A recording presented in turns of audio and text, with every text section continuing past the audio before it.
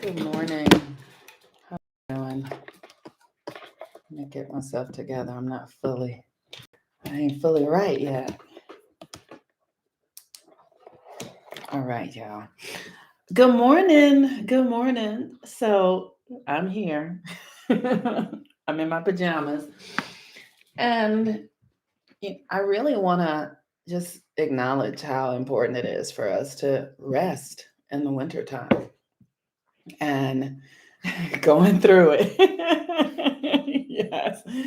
This energy is no joke. This energy is no joke. I cannot um I cannot say enough how intense the energy is because we have Mercury just went into Aquarius. So that is occurring. Mars is in Sagittarius, but it's the new moon energy. It really is that we have a new moon that occurred. Um, like Venus and the new moon, like all of that energy is it's the new moon energy is really dark. I remember when I first started studying astrology, um, I was at the time really close. Oh, you're nauseous 90% of the time. All right, honey. So if you're nauseous, drink ginger. Make yourself ginger tea with lemon and ginger and honey, and that will soothe your nausea. Or use marijuana, that will also soothe your nausea. um, so when I had this friend, and I would call them, and I would be going through stuff, and they would say, "It's the new moon. It's the full moon." And I started paying attention.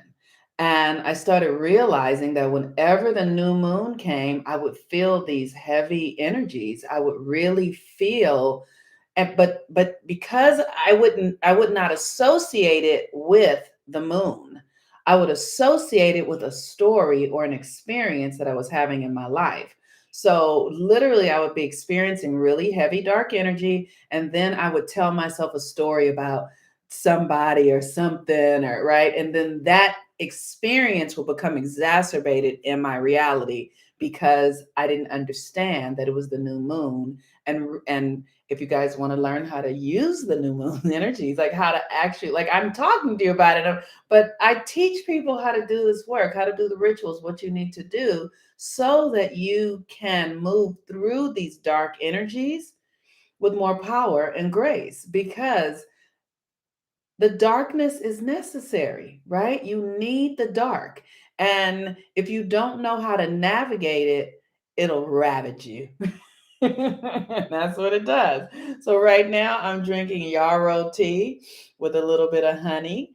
And yes, absolutely. Right. The Yarrow tea with a little bit of honey. Yesterday, somebody private messaged me and asked me about Yarrow. Yarrow helps you eliminate the energy. It helps you transmute the energy of fear. Let's say it that way. And you want to be able, in the darkness is when the fears come up, like when the things that are challenging us, and when we really understand that we're creating the reality, we are the creators of the reality. There's nothing happening outside of us. And so, like this reality seems like things are happening outside of you because of the way it's designed. It's literally like this is the motherfucking metaverse, right? A um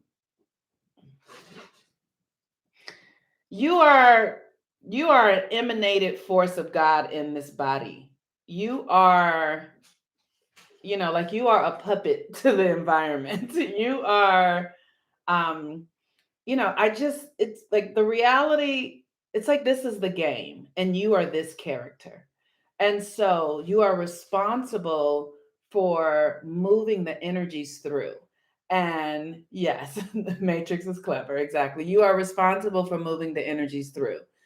And if you are afraid, it's an illusion, because your soul created everything that you're experiencing. You just don't remember. You just don't remember. So the things that trigger you are here to, like, that turn you inside out. Your soul is giving that to you to remind you that you have power, that you can actually use that energy to transmute something else. It's just about becoming awake to the circumstances while we're in them. And the moon and the astrology helps me understand, like, oh, so, it's a new moon energy, and oh, I'm in a story about like money and this external authority that is forcing me to, oh, it's the new moon. Okay, so really what's going on is I am renegotiating how I feel about external authority. I am in a conversation with myself about authority, and so it's asking me to, because it's the new moon, I know it's asking me to do something, to like face a fear, to like look more deeply at the things that are challenging. And so I'm not going to create a story about it that makes it, I'm literally going to say, well, how do I need to get bigger? What do I need to become in order to be with this experience? Because I'm creating it out of my own consciousness. The thing is that, like I said, we don't recognize that we're creating stuff out of our own consciousness, but we are. Go watch the movie Inception. That's how these things work. We're literally the energy, the frequency. We create experiences that match the frequency. And that is happening outside of our conscious realm, right? So the energy might feel like love and joy, but you might be having an experience to match that feeling, that's you on the ocean with your best friend in a boat having water. But the energy is what created that actually experience. Eat so much new moon, seek grounding, touch crystals, lots, moonstones especially. Absolutely. I have my moonstone. Yesterday I had my moonstone with me, all right? That's right. Drink more water. Here's my water. Here's my tea. Absolutely. All of those things. But it's the mind part. It's the mind part. And digestion is the myth during the new moon. Thank you so much, Epiphany of Divinity. So, you want to give yourself permission to feel the feelings. If you can't feel the feelings, and in the dark moon, the feelings are usually heavy. And so if you can't feel them, if you're rejecting them, if you're resisting what you're feeling, you're not able to fully embody it to use the power to create what it is you desire. Okay, so today is a Mars day. And Mars is at the 15th degree of Sagittarius. And Mars is the planet of embodiment. It is the energy that governs the masculine.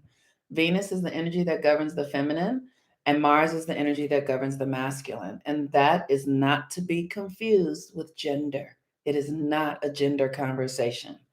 We have taken, in this reality, we have taken these conversations around feminine energy and masculine energy and made them gender, but we have done a disservice to ourselves, because every person has masculine energy and feminine energy. We are all internal beings and external beings, and that's what we are all. Feelings. The feminine is feelings, and the masculine is actually doing, right? So we are all feelings and doing. Sometimes, generally, because of our indoctrination, our conditioning, or the families that we grew up in, and the communities that we grew up in, we will not have as much access depending on what kind of body we're in. So maybe if you're in a woman's body, you might have more access to the internal world and not as much power in the external world, because then you have to cultivate power in the external world. You have to build your masculine energy.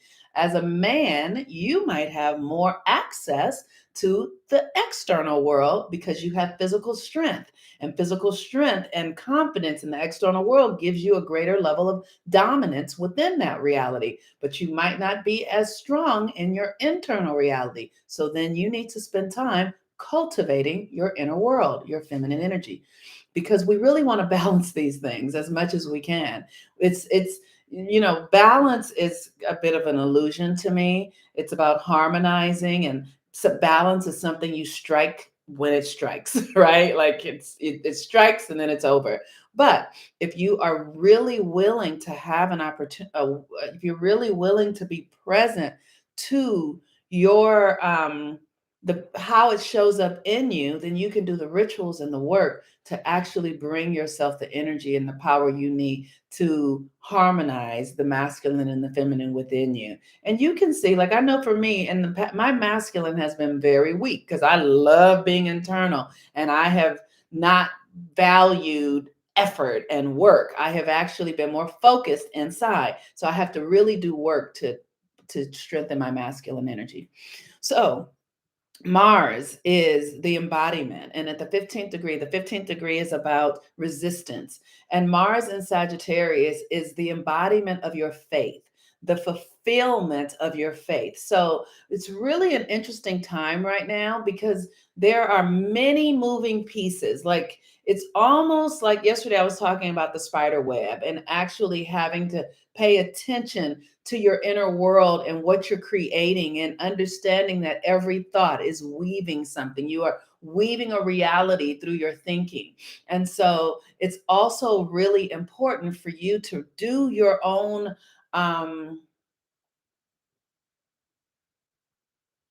it's important for you to do your own work around your faith and your vision. What is your vision? Because the energy is coming down now for the visions to be realized, for the visions to be actually fulfilled. And so it's giving us this opportunity to really see resistance, right? With this new moon, where are you still needing to secure yourself? Where are you still needing to face fears or transmute energy that is no longer necessary or serving you in the way that is right? Where are you still giving your authority to something external? Because that's where that new moon was in Capricorn. Where are you giving your authority to something that is outside of you? And so, in that understanding, when you can really see that, you want to get clear about that, because that is where your faith, where you're leaking energy in your faith, where your faith doesn't have what you actually really need to be in full power. So with Mars and Sagittarius, you want to look at the resistance. Where are you experiencing resistance? And then do the rituals around that to be able to release that. And then the moon today is in Aquarius, and the moon in Aquarius is really the mind of God, right? So it's like, so as you are experiencing the resistance, something new is trying to come through you. The resistance is there to show you the blockage, to show you that something new is attempting to come through you. And so, what you have an opportunity to do is look at the places where you are in fear, or where you are holding resistance or doubt or worry or any of those kinds of things, and then begin to do the work to release that. And as you release that, the new power will emerge. So, I want to encourage you. I put a link in my link tree. Mercury retrograde begins January 14th. And so you can begin to register for that class now. And we're going to just get ready for Mercury retrograde, because we're going to have Mercury in retrograde and we're going to have Venus in retrograde. So if you want, you can do a combination of both classes. I have a group in my Mighty Links, in my Follow the Sun, where we're going to be doing all of the retrograde work all year long. So you could join that group, and every retrograde that comes up, I'll be offering the rituals and the practices for you to be able to realign those energies. Retrogrades are so significant for realigning energies and course correcting our minds, our emotions, our karma, all of that. So Mercury retrograde begins January 14th. And so that is available in my link tree. So with that, also new moon, full moon readings, new moon, full moon readings, natal chart readings, and transit readings. And then also the most important thing that I forget to mention often is readings for your children. Like, get readings so that you can understand who your babies are and how they function and what their needs are, so that you are not parenting the way that you were parented, or so that you're not parenting from a perspective that's outdated. the world is constantly changing, and the world that you're in now as an adult, your parents didn't know the world was going to be this way. They had no idea. So they could not parent you to this reality. It's not possible. So it's important to parent your children in ways that really give them openings into things that you don't even fucking have access to. So many of us think we know, and we think we know what our kids need. And on some level, you do. Some level you do, right? But at the deepest level, they know what they need. And the work is for us as parents and caregivers of children is to help them resource the wisdom that is already within them. We don't need to put more shit inside of them. We actually need to bring what's in them out of them so that we can thrive because they have the new energy. They have the new mindset, and then we want to give them all these fucking old ideas and ask them to be what we think, right? And the world isn't even what it just is.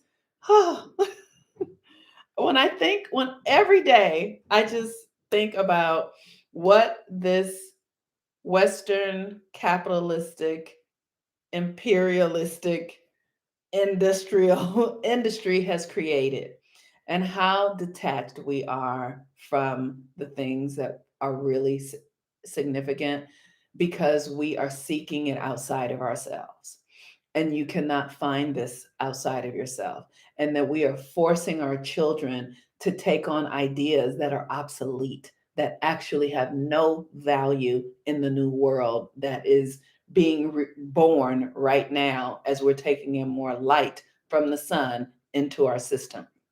We cannot give our children old ideas and expect them to fucking thrive. We're literally imprisoning them in ways of being and practices that actually are going to, really, if you think of this with thousands of people, these practices teaching them is what will eliminate our human evolution in the human race. And so it's important for us to get readings and really begin to support our children early so that they can have tools to do what they need to do that we don't even understand or have access to. So that's the point of this. So anyway, have a beautiful Tuesday, a beautiful Mars Day. I'm very grateful. Thank you for all of you who come and participate and share the videos and share messages with me. This work that I do is deeply significant to me. I've been doing it my entire life. I've been doing this work my entire life. I am not here trying to tell people what to do or anything like that. I literally am sharing my process with the intention that you can create your own process. You can piggyback off of me and create your own process so that you can have access to the divine unseen energies that really are guiding this earth ship that we're on. And astrology is just a way that allows us to do it. So I'm sharing with you what I have discovered for me. So take what works and leave the rest what doesn't. And if you haven't joined the Follow the Sun community yet that I have, it's in my link tree. And I would love to have you join. And all of my classes are there and all the things that I'm doing, all the communities that I'm building around how to be with the sun, how to use the energies of the sun. I'm in the process of doing that so that we can get our minds out of the Western mindset and way of thinking and really begin to think in alignment with our solar system and how it's really moving through us. All right, you all. Peace and blessings. Have a really wonderful day. Bye-bye. Okay, I'm going to come to Instagram and read the comments because I can't read them.